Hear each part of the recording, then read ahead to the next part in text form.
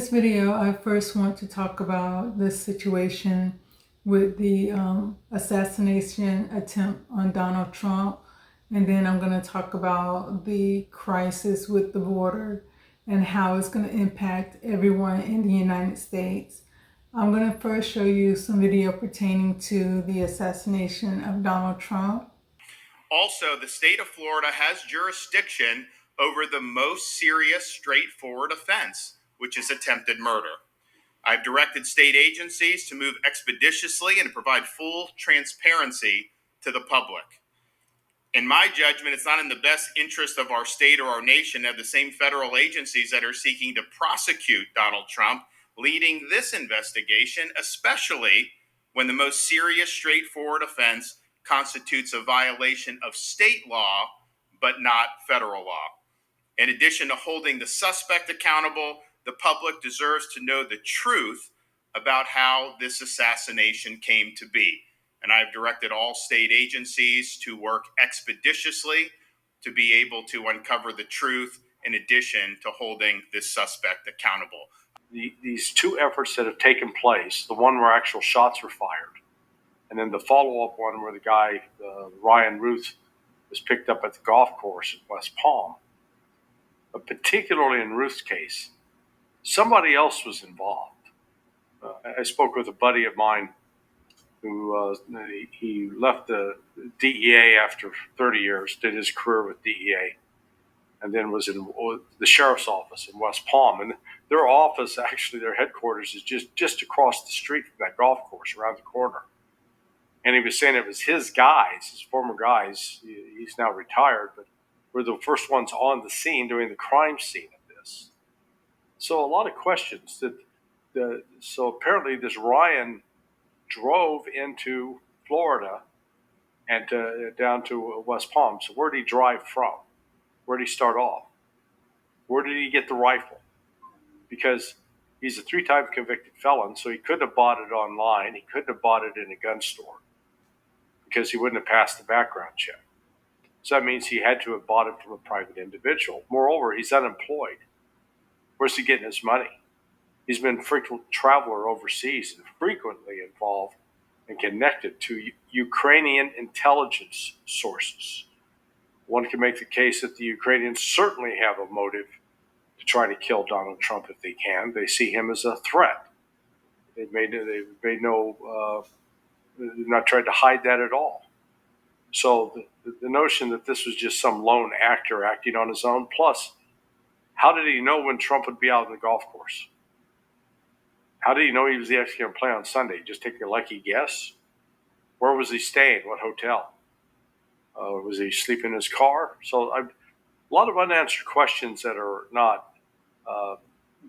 being addressed yet. You can see with his second attempt on his life, because it happened in Florida, Ron Desantis, our governor, is going to run the investigation because he's not trusting the people that's actually currently investigating Donald Trump on other charges. So he wants to do it himself to make sure everything is looked at, everything is open and upfront. And before they was able to delete the suspect's Facebook account, Ron DeSantis had his team to go ahead and download everything on there so they can use that to kind of look through information as well.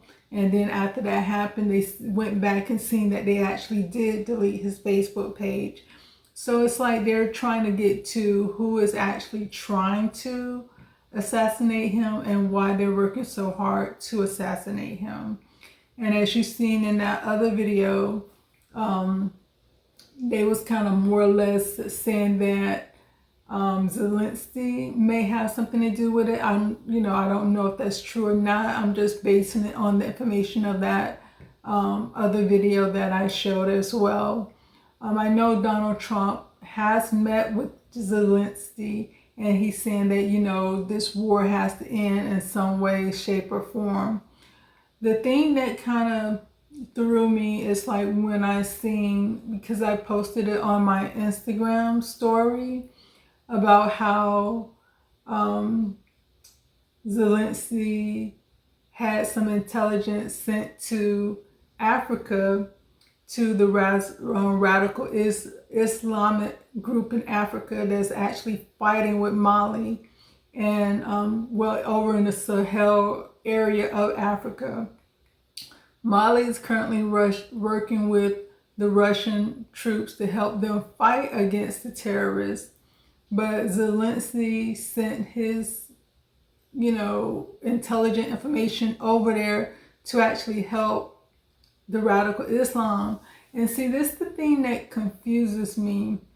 Right now, America is supporting Israel because they're fighting against radical Islam with Hezbollah over in Palestine.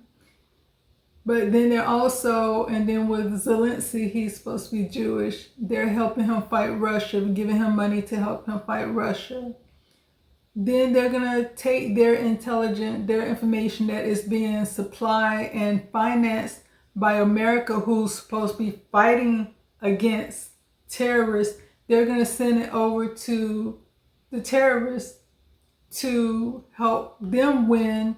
And the people in that area is already suffering. And what they did is going to push it back more to more suffering for that whole region. Initially, France was supposed to be there helping them. The reason they wanted to kick out France because they was more worried about the minerals than helping them fight the war. And Zelensky is not helping. This is a whole nother continent. I understand Russia is over there and you're currently in war with Russia, but those people are helping Mali soldiers fight against terrorists so they can help save their people. Just like you're trying to do with your people. They're over there minding their business, fighting a war to help with their people. And then you're going to use all your information to help the terrorists. So it's like,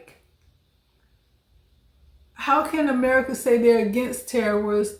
They're supporting terrorists at the same time. It makes absolutely no sense. You're you're against terrorists. You're against people having free sovereign nations, but you're also supporting terrorists and supporting people who supporting terrorists. That type of logic drives me crazy, and that lets you know there is no logic behind that. All it is a confusion. Steal, kill, and destroy. That's what God told us the devil came to do. Kill, steal, and destroy. And he will use any tactic to get it done. And that's what it looks like to me that, I have said it many times in the past that everything that goes on in the world we need to pay attention to because it's all connected. And everything, as you see what's going on in the world, it is all connected and is coming to America, is coming to the doorstep of America through the open borders itself. And this is something that we as Americans need to really wake up. Forget about white, black. Forget about Democrat, Republican. Anything that divides us as American citizens, we need to forget about that. I always said there's only two sides, God's side and the devil's side. This is a spiritual warfare that we're fighting, and we need to be mindful of that, and we need to unite as Christians. Even if you're always going to have people who, no matter how much truth you put in front of their face, they're still going to reject it. We can't worry about those people. We as Christians have to come together and do what we need to do in order to fight the spiritual warfare. We have to pray, and then we also have to unite and put our differences aside. If you read the Bible itself, God always says that we should love our, even though we should love our enemies, but we also should love our neighbors. We should work together. And we are to stand on truth. Truth will always stand on its own. Lie cannot last forever. Lies will always be exposed. We are to be light in this world, so we are to shine the light on what's going on in this country, in the world itself, that's going to affect everyone in one way or another. The second group of films I want to show, second groups of videos I want to show is pertaining to the water crisis itself. We know that border has been exploited by criminal aliens. That is, those illegal aliens that have pre-existing criminal records that they're from their country of origin, and then they come in and commit further crimes against American citizens. And then also we know that there are examples where those on the terrorist watch list have been let into the country, some roaming the country freely around a year or more. And this is entirely unacceptable. So the point is, look, based on the numbers approaching almost 15 million, I would say is the fair number now of illegal migrants coming in to the country through all of those different buckets, encounters, gotaways, and then those that go purely undetected. The natural assumption is we've been beat here and we've been beat bad. We can just look at an adversarial country outside the scope of terrorism like China, where we have Chinese nationals entering our country at a rate 1,700%. Let me say that again, 1,700% higher from what that level was during the former Trump administration. So we've got a lot of different moving pieces here. All are very concerning. We know China is working very closely with the Mexican cartels in the production of fentanyl, which is killing hundreds of thousands of Americans a year. This morning, ABC News has confirmed a Lebanese man apprehended by U.S. Border Patrol has acknowledged being a member of Hezbollah, considered one of the most dangerous terrorist groups in the world. FBI Director Christopher Wray warned of dangerous people crossing the border. 8 nationals of Tajikistan with ties to ISIS have been arrested by ICE. The arrest took place in New York City, Los Angeles, and Philly. We've also seen this series of robberies, what the NYPD is describing as migrant-driven robberies in the area of Central Park. The Border Patrol chief put a lot of blame on policy, saying if there aren't any consequences, people are going to continue to come, and you're still going to see the cartels smuggle people. It's quite possible we'll see another record year here at the southwest border. Clearly, federal policy drives illegal immigrant crime and victimization. And that's the focus, other than our victims of human trafficking. Listen, folks, I want to introduce you to Andres Gill, okay? Here's this guy. He's also on this board, but get a look at him for a second. He came down here from New York with 3 females. All of them are in the country illegally. Did you hear what I said? They're all here illegally. He's the one that comes with them to drive them. These ladies are all controlled by a human trafficker. We think their human trafficker is a female. She sets up their appointments. She puts their ads online. She tells them where to go. And by the way, on Friday, the victims of human trafficking, and we've grayed them out, 3 of them that are here illegally from Venezuela, 3 of them have to pay her $3,000 a piece on Friday, or else they're threatened. So they're not free. They're really indentured, and they're quote unquote paying off their debt. Now, here's what they told us, all right? I'm sure the federal government will verify that this is not true, but you decide who you want to believe, whether you want to believe these victims of human trafficking or the whitewash the federal authorities give you. They said that when they came into the country illegally, DHS gave them a form, an ID, paperwork that allows them to fly for free. You know, Southwest would let your bags fly free. Well, the federal government will let your illegal immigrants fly free. And they operate out of New York. And they were working up there, and the New York authorities said, hey, if you don't have identification, you can't work in our sex trade up here.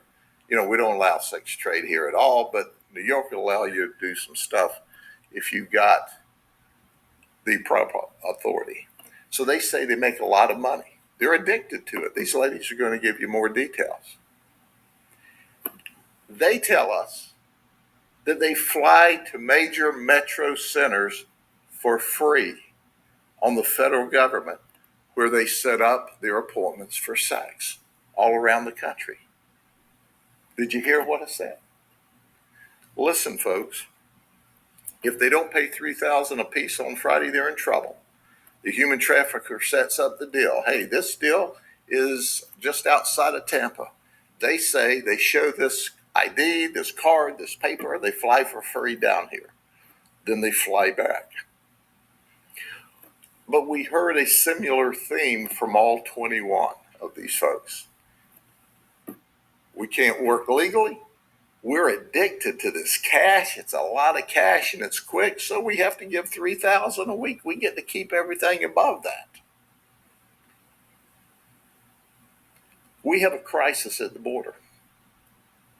And because of the crisis at the border, we have people that are victimizing illegal folks, forcing them into the sex trade because we allow these criminals in the country illegally. We all rail about this and nobody pays any attention. And then we want to politic everything. Oh, we had a good piece of legislation that limited the average to only 5,000 illegals a day in the country, and then we can shut it off. Well, if you can shut it off at 5,000 people illegally coming in this country a day, you can shut it off at no people illegally coming in this country a day. But the politicians are politicking while the victims are being victimized. I read an article this week that says, well, the illegals coming here aren't committing crime at any greater percentage than the people who are here legally. What they didn't tell you is if they weren't here illegally at all, the crime they would commit here would be zero. So we're being victimized. But that doesn't make any difference on the national level. You see, because they sit up there behind their gated communities and in Congress, and they play politics back and forth between the two parties, while illegals are victimized, citizens are victimized, children are victimized. And you got this goofy looking kid here who's making sure that they come up with $3,000 a week apiece, and he's here illegally. It's a mess, and it doesn't have to be. If we can deal with it and catch it on the local level, they can stop it on the federal level. Shame on all of them, every one of them, for not getting together and saying, you know, there are things bigger in this country than my individual politics.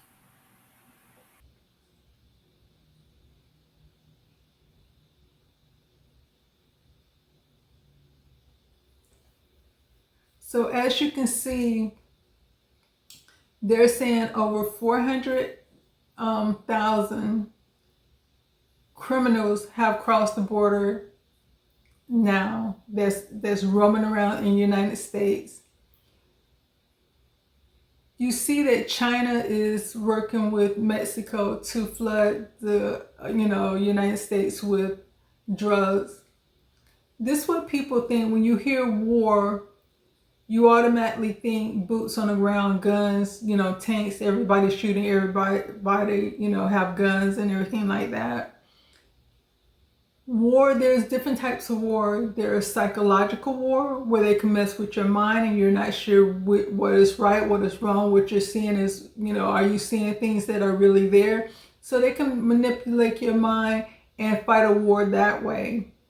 Another way they can fight a war is by having, like the book, The Art of War. You don't necessarily have to be in that country. They could fight a war by sending drugs over. So now you have people that are addicted to drugs. How can they really defend themselves or the country? You can have people fighting war by having all these people come across the border. Now you're being destroyed from within. You don't know who's good, who's bad, who you have to worry about, who's there to help you, who's there to hurt you, because there's so many people coming across the border, and then they can destroy this country from within. And then these other countries don't even have to rally their military together. They can do it that way. So it's like when people say that, you know, they're worried about World War III, we're currently, you know, being infiltrated now through the border itself because we don't know who's coming in. And then you see with the trafficking and what, you know, like I said, I'm in Florida. This Sheriff Judd, he is in Florida. You know, it's easy to sit back and look at TV and say, I'm so glad I'm not living in New York in the sanctuary state. I'm so glad I'm not in these areas where they're actually putting these immigrants, letting them live. I'm in Florida. Florida is not a sanctuary state. Florida is not accepting immigrants. But you see, I did another video where there was immigrants that came here, and they was going around in gated communities posing as lawn care people or, you know, different types of service people. So when people see them, they're not getting alarmed. And then they was casing out these places and robbing them. They was targeting certain groups of people. They would go to their own businesses. They would go to their businesses, see what's going on, follow them, see where they leave, and then case their place to come back and rob them. And they kept doing that over and over again with different companies, different businesses and stuff like that. Follow the owners home and then rob them. Then now you see they're doing trafficking into the state of Florida. You see that they're allowing them to roam this United States free on airplanes. They get free flights on airplane. When you hop on an airplane, you want to make sure that plane is secure that you're getting on. You already seen what happened with 9/11 with terrorists being on the planes and the plane crashing into the Twin Towers as well as the Pentagon. But at the same time, who are you sitting next to in your seat? Who's sitting behind you? Who's sitting in front of you? Because all these people are not giving their correct information. They're not vetting these people, so they really don't even know who they are. Whatever name they tell them, they give them that ID. They give them that documentation. They're not asking for a birth certificate. Let me see your ID. Let me see, you know, what information you got from the country you're coming from. Because they could say, I lost everything trying to cross the border. I lost everything trying to get here, so I don't have any proof of who I am. Whatever name they tell them, they're going to write that down. They're going to believe them and give them paperwork and then just let them free in the United States to hop on planes and travel freely throughout the country. So you might sit and say, that's not my problem because I don't live in New York. That's not my problem because I don't live in Chicago. I don't live in all these other states. I don't live in Springfield. I don't live in California. But once these people exhaust their criminal activities in the areas they're in, and they can hop on a plane and go anywhere they want to, the United States is just an open field for them. Criminals are not going to get here and then all of a sudden stop being criminals. They're just going to hone and become better criminals because they're going to say, hey, I can become a criminal and not get arrested. I could do all this other stuff and not get in trouble. Or I can go from state to state and then they're not going to catch me. I can just freely hop on a plane, go from one state to another, or go somewhere, get me a car, drive here, drive there, because they're just giving these people everything.